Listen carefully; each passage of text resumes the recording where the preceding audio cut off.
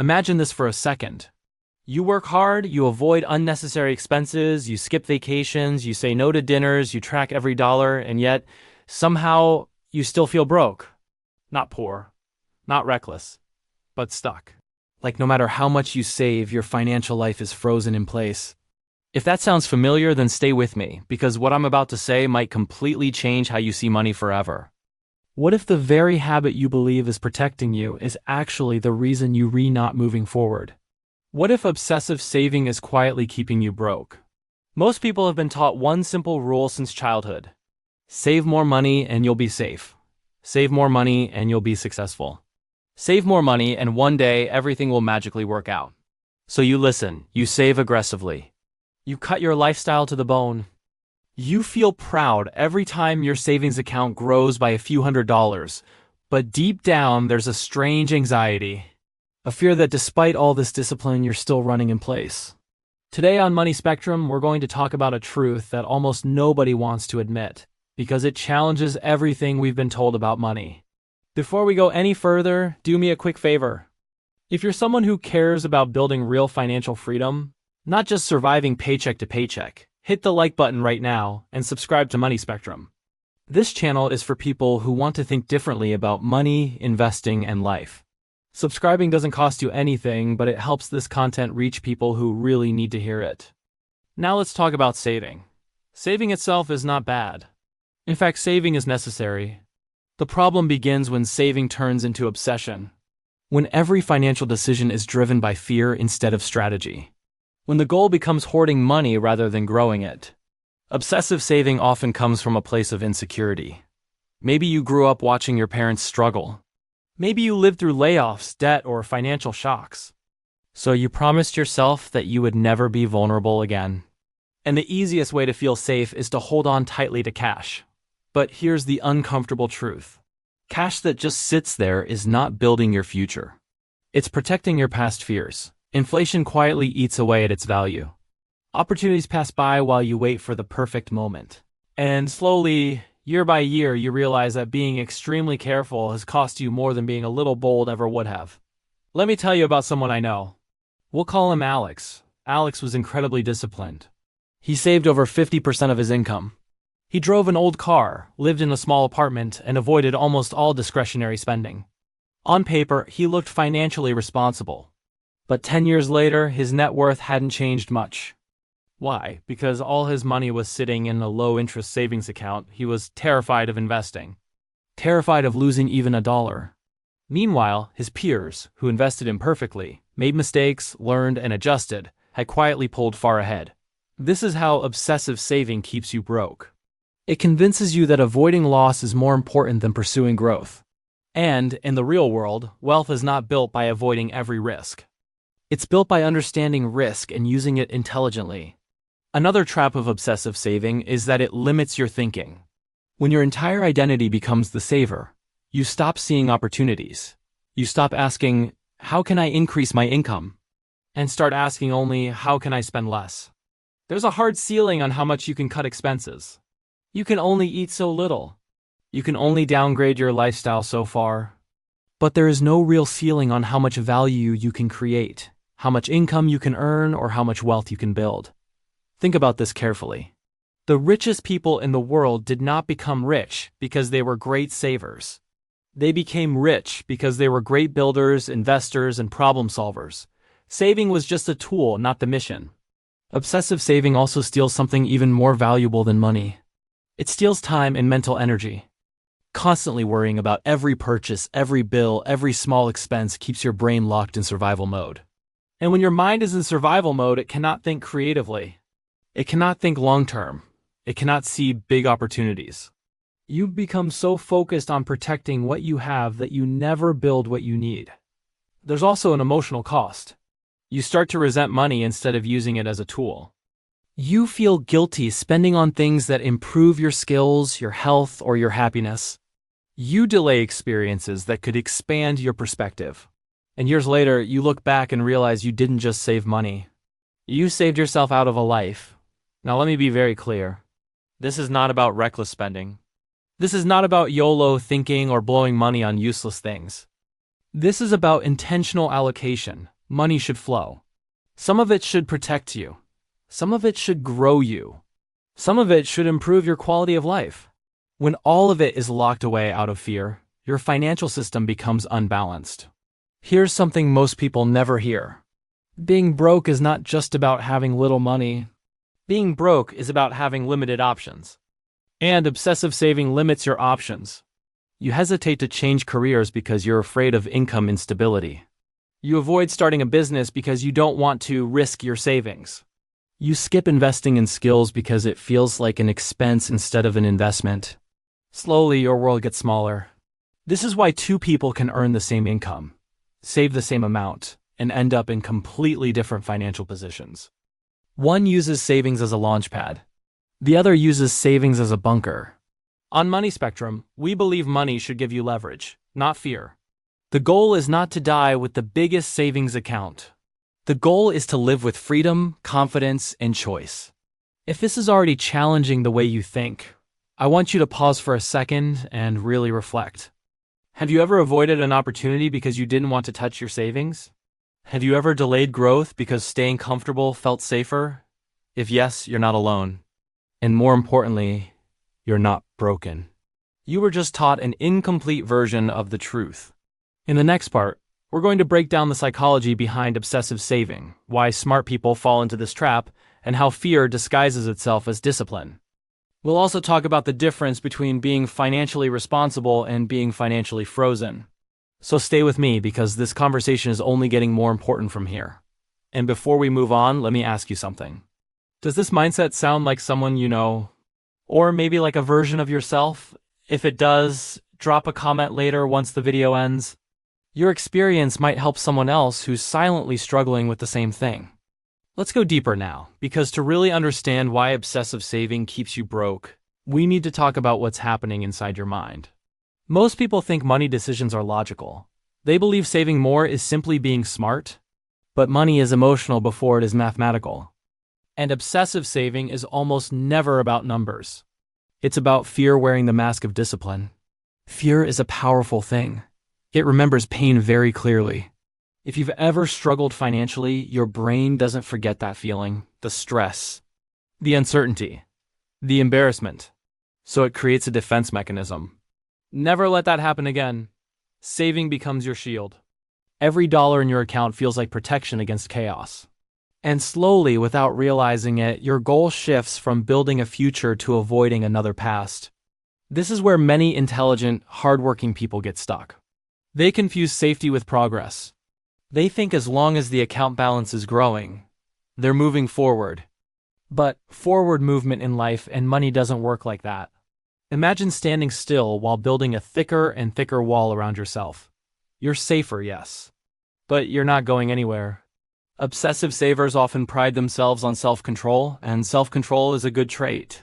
But when it's driven by fear, it turns into self-sabotage.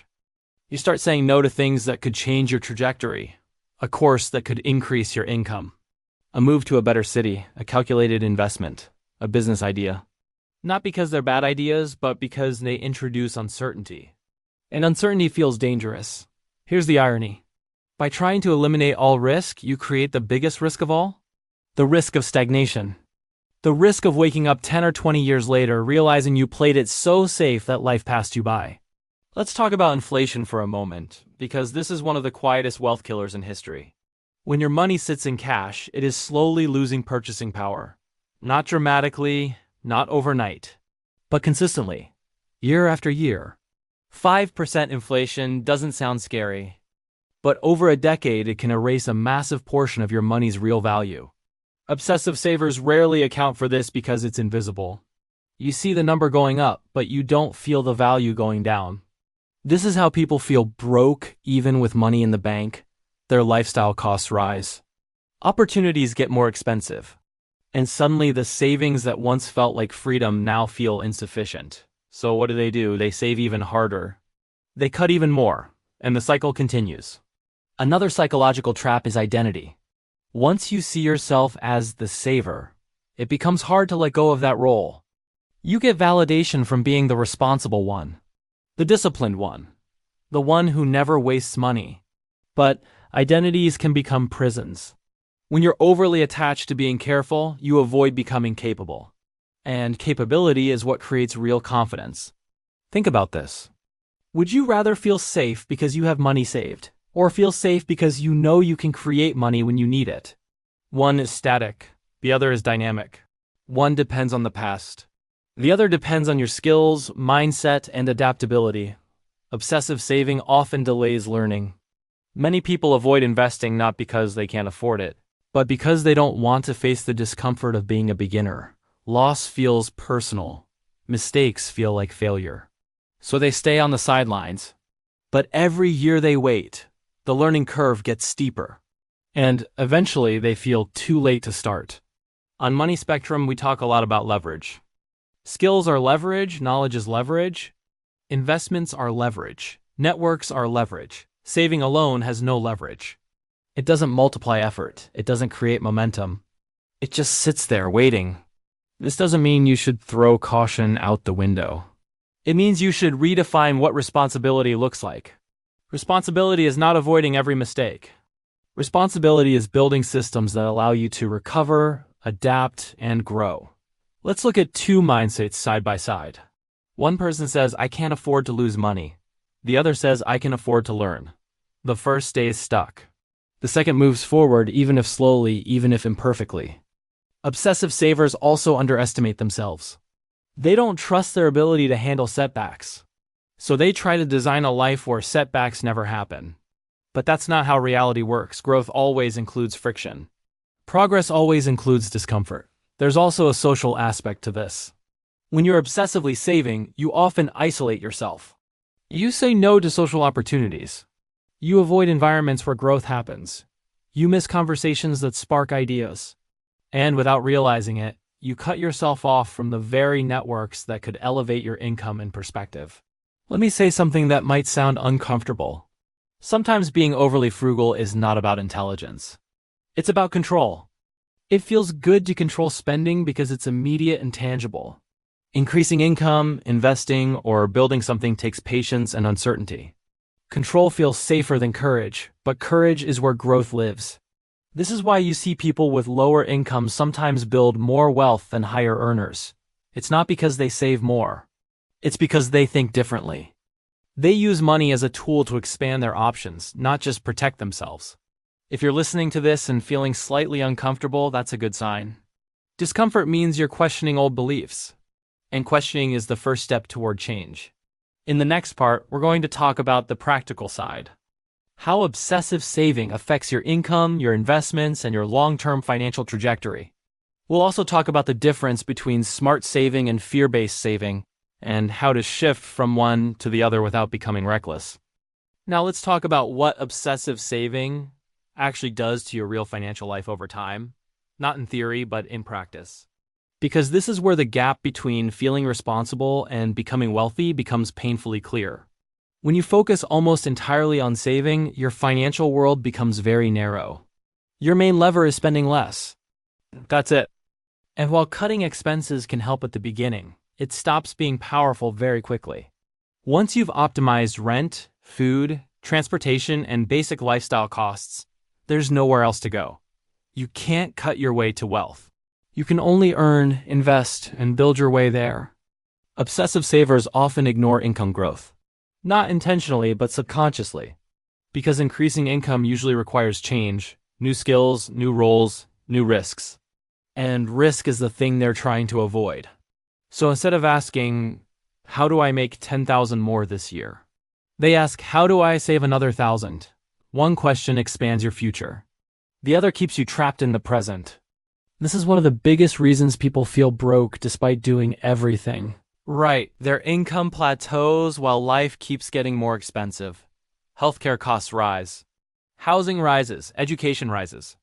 And suddenly the savings that once felt impressive now feel fragile. So they double down on saving instead of addressing the real problem. Let's talk about investing, because this is where obsessive saving does the most damage. Many people think investing is only for the rich, or that they'll start later when they feel more comfortable, but comfort is a moving target. There's always another reason to wait. The market feels uncertain. The economy feels unstable. The news feels scary. And so money stays on the sidelines, but time is the most important factor in investing. Not timing, time. The earlier money starts working, the less effort you need later. Obsessive saving delays this process, and that delay is incredibly expensive. Imagine two people. One saves aggressively for 10 years and then starts investing. The other invests moderately from the beginning while still saving responsibly. Even if the first person saves more cash, the second often ends up wealthier. Why? Because compounding rewards participation, not perfection. Obsessive savers want guarantees, but there are no guarantees in growth. There's only probability. And probability favors those who start early and stay consistent. Another hidden cost is confidence. When you never deploy your money, you never learn how money actually behaves in the real world. You don't experience market cycles. You don't learn how emotions affect decisions. You don't build resilience. So when you finally do invest, everything feels overwhelming. Every dip feels catastrophic. And many people panic and pull out at the worst possible time. This is why Money Spectrum emphasizes education and action together. Knowledge without action creates anxiety. Action without knowledge creates chaos. But together, they create confidence. Obsessive saving also affects career decisions. Many people stay in jobs they dislike because they fear income volatility. They avoid switching roles, negotiating salaries, or exploring better opportunities because stability feels safer than growth. But over time, this stability becomes stagnation. Skills become outdated, motivation declines, and earning potential suffers. Ironically, the people who feel most secure financially are often the most vulnerable to long-term decline. Because the world changes whether you're ready or not, industries evolve, technology shifts, and those who never invested in themselves struggle to adapt. There's also a lifestyle illusion at play. Obsessive savers often postpone enjoyment indefinitely. They tell themselves they'll live later, travel later, relax later, enjoy later. But later is not guaranteed. And more importantly, enjoyment is not the enemy of wealth. Burnout is. A life built only on sacrifice eventually collapses. Either through exhaustion, resentment, or impulsive decisions, many extreme savers eventually snap. They binge spend. They make emotional purchases. They sabotage years of discipline because balance was never part of the plan. Smart money management is not about extremes. It's about alignment. Your money should reflect your values, not your fears. Let's talk about opportunity cost, because this is something obsessive savers rarely calculate. Opportunity cost is what you give up by choosing one option over another. When you keep money idle, you're choosing safety over growth. And that choice has a cost. Missed investments, missed experiences, missed connections, missed learning. These costs don't show up on bank statements, but they show up in life outcomes. There's a reason many financially successful people talk about investing in themselves, because skills, health, and mindset compound just like money. A course that feels expensive today might unlock opportunities that pay off for decades. A move that feels risky might place you in an environment where growth is inevitable. Obsessive saving resists these moves because they don't feel safe. But safety is not the same as security. True security comes from adaptability. If you lost everything tomorrow, would you know how to rebuild? That question is more important than how much you have saved. Because the future will always reward those who can create value, not just store it. If you're re-listening to this and realizing that your money habits are driven more by fear than strategy, that's okay. Awareness is progress. You don't need to swing to the opposite extreme. You don't need to gamble or overspend. You just need to shift from hoarding to allocating. In the next part, we're going to talk about how to make that shift in a practical, realistic way. How to keep yourself safe while still allowing growth. How to use saving as a foundation, not a cage. And how to build a financial system that actually moves you forward. Now let us talk about how to break out of this pattern without swinging to the other extreme. Because the goal is not to stop saving. The goal is to stop letting saving control your entire financial life. What most people need is not more discipline, but better direction. The first shift is understanding the purpose of savings. Savings are not meant to be the finish line. They are meant to be a buffer, a foundation, a tool that gives you breathing room so you can make better decisions. Once you have that buffer, every extra dollar should have a job. Money without a job creates fear. Money with a purpose creates confidence. Think of your finances like a system instead of a pile. A pile just sits there. A system moves. Part of the system protects you. Part of it grows. Part of it improves your life. When all the money is stuck in protection mode, the system breaks. One of the biggest mistakes obsessive savers make is treating all dollars the same. Emergency money, investment money, skill-building money, and lifestyle money all serve different roles. When everything is lumped together, every decision feels risky. But when money is categorized intentionally, clarity replaces anxiety. Another shift is redefining risk. Most people define risk as losing money, but that's an incomplete definition. Risk also includes staying stuck. Risk includes missing growth. Risk includes becoming irrelevant in a changing world. When you see risk this way, doing nothing becomes one of the riskiest options of all. Smart financial growth is about asymmetric risk. Small, controlled downside with meaningful upside. Learning a new skill has limited downside but potentially massive upside. Investing consistently over time spreads risk instead of concentrating it. Testing ideas in small ways builds experience without betting everything. Obsessive savers often wait for certainty. But certainty doesn't exist in growth. What exists is preparation. The more prepared you are, the less scary uncertainty becomes. Preparation comes from education, repetition, and exposure, not from hiding. Let's talk about investing mindset because this is where many people freeze. You don't invest to avoid loss. You invest to participate in growth. Losses are part of the process. They are feedback, not failure. The goal is not to be right every time. The goal is to stay in the game long enough for probability to work in your favor. This is why consistency beats intensity. You don't need to invest perfectly. You need to invest persistently. Obsessive savers delay because they want the right moment, but the right moment is often just starting small and learning along the way. Another important shift is focusing on income leverage. If your income stays the same, saving will always feel tight. But when income grows, saving becomes easier and less emotional. Income growth comes from skills, positioning, and problem solving. These often require upfront investment of time, energy, and sometimes money. Spending money to increase earning potential feels uncomfortable to obsessive savers. But this is one of the highest return uses of money. Education, tools, and environments that sharpen your ability to create value pay off far more than extreme frugality ever could. There's also a mindset shift around enjoyment. Enjoyment is not a reward for suffering long enough. It's fuel. A life with no enjoyment leads to burnout, and burnout leads to bad decisions. Balanced spending keeps you motivated, focused, and mentally healthy. Many people think discipline means deprivation. But real discipline is alignment. It's spending on what matters and cutting what doesn't. When your spending aligns with your values, guilt disappears. On Money Spectrum, we often say this: the goal is not to be rich in numbers and poor in life. The goal is to build a life that feels expansive, not restrictive. Another powerful shift is tracking net worth instead of just savings. Net worth shows the full picture. Assets, skills, investments, and income streams matter. When you focus only on savings, you ignore everything else that actually builds wealth. Let's talk about fear again, because fear doesn't disappear on its own. It shrinks when you act despite it. The first investment. The first course. The first career move. The first calculated risk.